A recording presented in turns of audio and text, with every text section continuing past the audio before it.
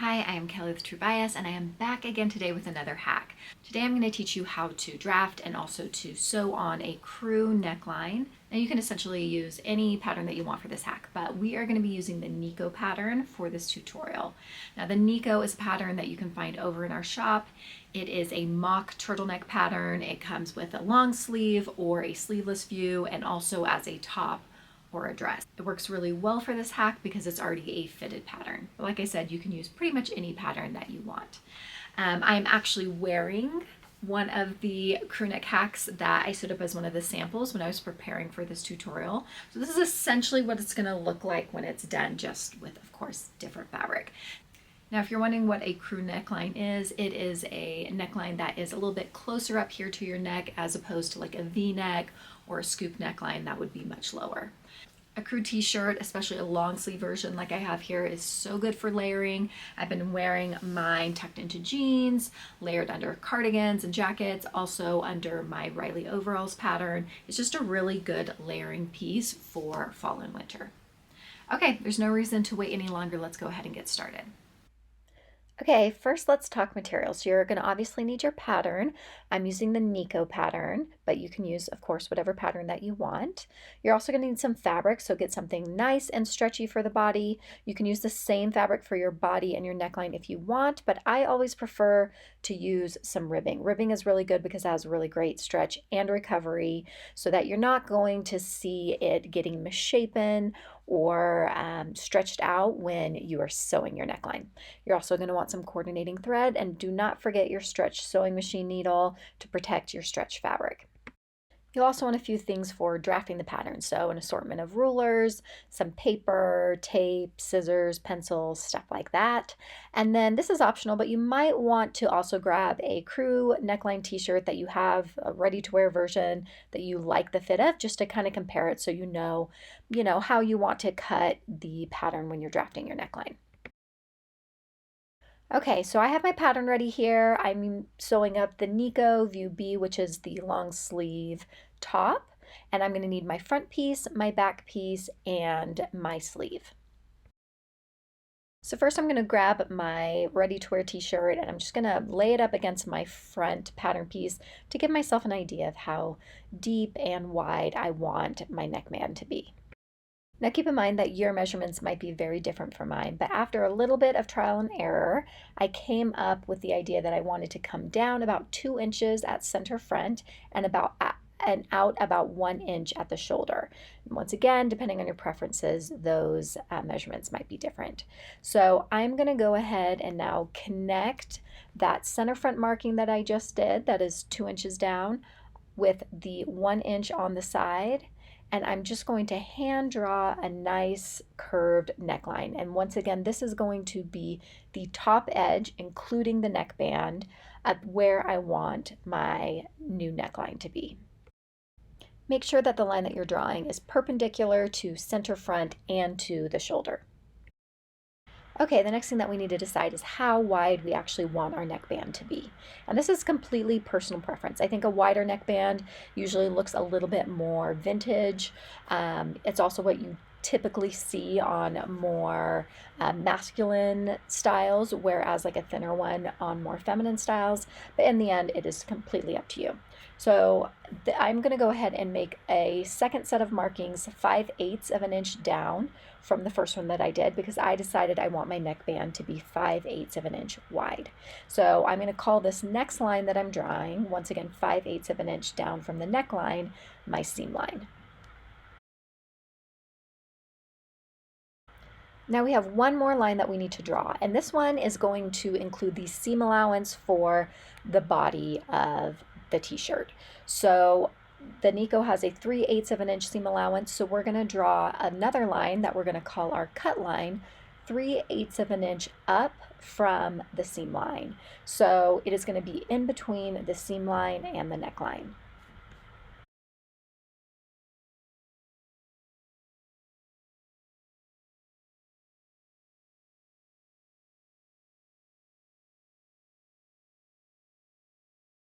Okay, I know that's a lot of lines, so let's go over them one more time just to make sure that everything is clear. So we have 3 lines. The top line is going to be the actual top of the t-shirt, and I'm calling that the neckline. And then the seam line is 5/8 of an inch down from that one, and that is going to be where the neckband meets the t-shirt. And then in between those two, or 3/8 of an inch up from the seam line, is going to be the cut line. And that is actually where we're cutting the body of our t-shirt so that it includes the seam allowance to attach to the neckband. Okay, now we need to do the same thing for the back that we did for the front. So we'll just start by lining up the shoulders of the front and the back and transferring all three of those lines right at the shoulder. And then next you need to decide where the neckline is going to hit at the back of the shirt. I decided that I want to go down about 3/4 of an inch at the center back for mine. And then just like I did on the front, I'm going to connect those lines at the shoulder, starting with the top line, which is the neckline. And then I'm going to do the seam line, 5/8 of an inch down from that one.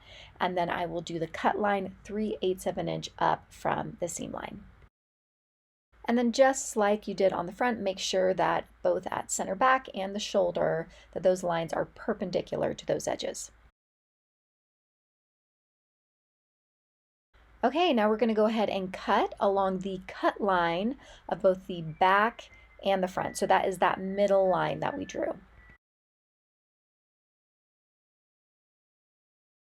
Now it's a good idea to go ahead and line up the front and the back at the shoulder seam just to make sure that your lines are nice and soft and that you like the look of the neckline.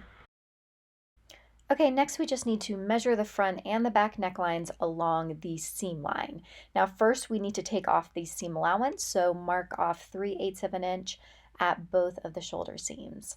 And then we are going to go ahead and take some kind of measuring tool. I like to use my curve runner ruler, but you can just use a regular measuring tape and measure once again from that seam allowance marking that we just made all the way to center front or center back.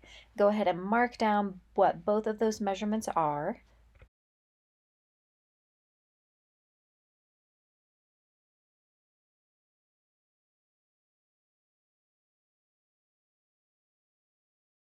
And then because this pattern is cut on the fold, you're going to multiply both of those measurements by 2, and then you are going to add them together.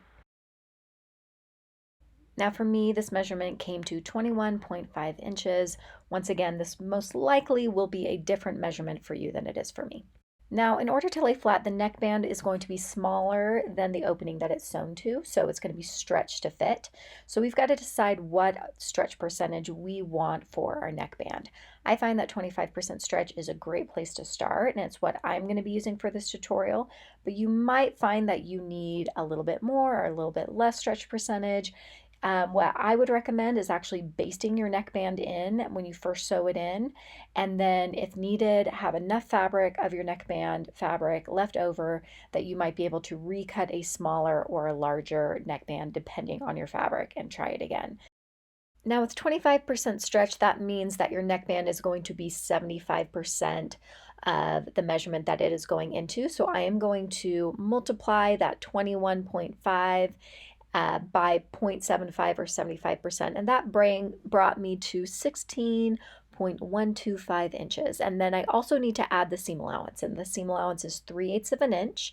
And if I multiply that by 2, because there's a seam allowance on each end, and that brings you to 16.875 or 16 7/8 inch, and that is going to be the entire width of the neckband. Now we need to figure out what the height of the neckband is going to be. Now, if you remember, I had decided that I want my finished neckband, once it's sewn, to be 5/8 of an inch tall. So we need to add our seam allowance to that, which is going to be another 3/8 of an inch, which is going to bring my entire height to 1 inch. And that is before it is folded, because we do fold it in half. So now I'm going to multiply that whole measurement by 2. So that means that my height of the entire neckband is going to be 2 inches. Now I did decide that when I draft my neckband piece, I want it to be cut on the fold widthwise.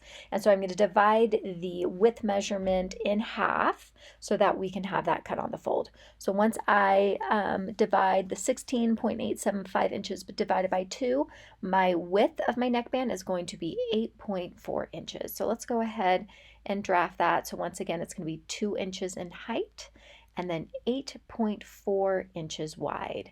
And then you want to go ahead and, make all your markings, make sure you draw the grain line and the cut on fold so that you don't make any mistakes when you're cutting out your neckband.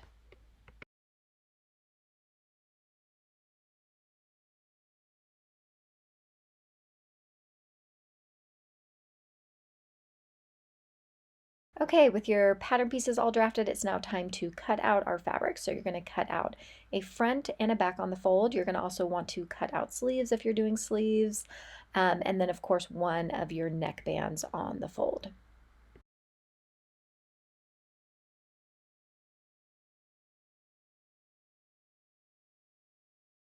And then I'm going to go ahead and I'm going to sew up my Nikko just according to the directions, just leaving the neck area free. So I'm sewing up the body, adding the sleeves. I'm going to hem both the sleeves and the main body. And then after that is all ready to go, then we will go ahead and tackle the neckband. Okay, let's go ahead and dive into the neckband now. So take your neckband and you are going to pin it with right sides touching along those two short ends, and then we'll go and we'll stitch it at a 3/8 of an inch seam allowance. I'm going to use my serger, or you can use your regular sewing machine using a stretch stitch.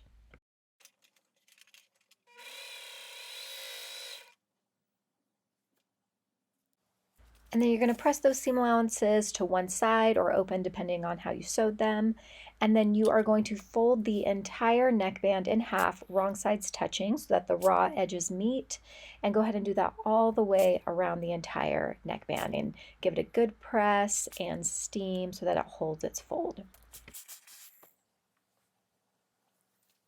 And then you're going to want to divide the neckband into 4 equal quarters, and you're going to mark that with pins. Start by marking the center front and the center back, and then you pull the center front and center back together to get those side quarters.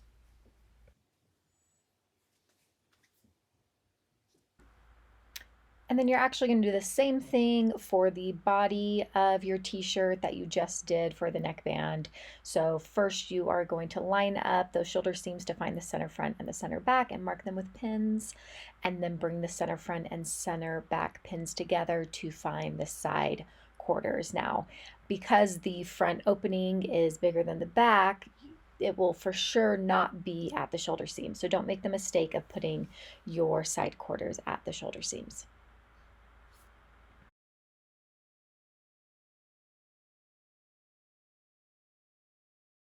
Okay, now to attach the neckband to the body of the shirt. So I find it easiest to do this by turning the body of my shirt inside out.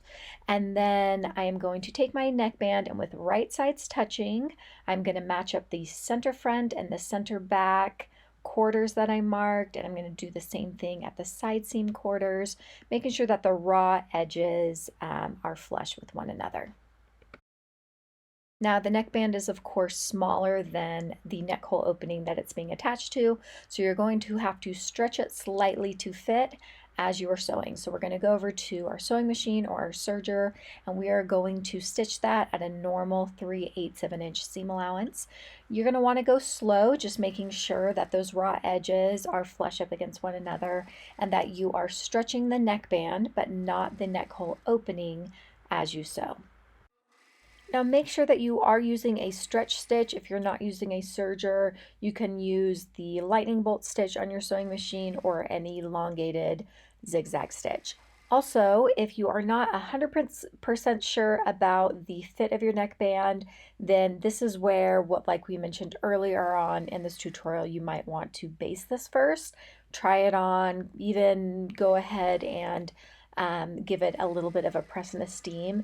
And if it's not laying flat or if it's pulling, then you might want to recut your neckband and try again. Now I like to go ahead and give it a little bit of a steam and a press just in case some of these seams got a little bit stretched out when sewing.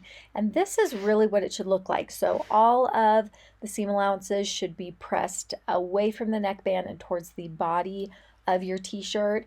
The neckband should be laying flat. It shouldn't be pulling on the body of your shirt. It also should not be wavy at all. If it's laying flat like this, then we are good to go. Now, one last thing I like to do, it is optional, but I like to run a line of edge stitching just outside of the neckband and into the body of the t-shirt. This catches the seam allowances underneath. If you do this step, make sure that you are using some kind of slight stretch stitch so that you don't pop a stitch when you're pulling it over your head. So I usually do a slight zigzag with a 0.5 millimeter width and a 3 millimeter length. So it kind of appears like a straight stitch, but it does still have a little bit of give. Okay, and then you're going to give it one last good steam and press just to get any waviness out of that neckline from stitching through that knit fabric. And then that's it, we're done. I hope you found this tutorial super helpful. I will have links below to the Nikko pattern and anything else I used in this tutorial. Please let me know in the comments if you have any questions.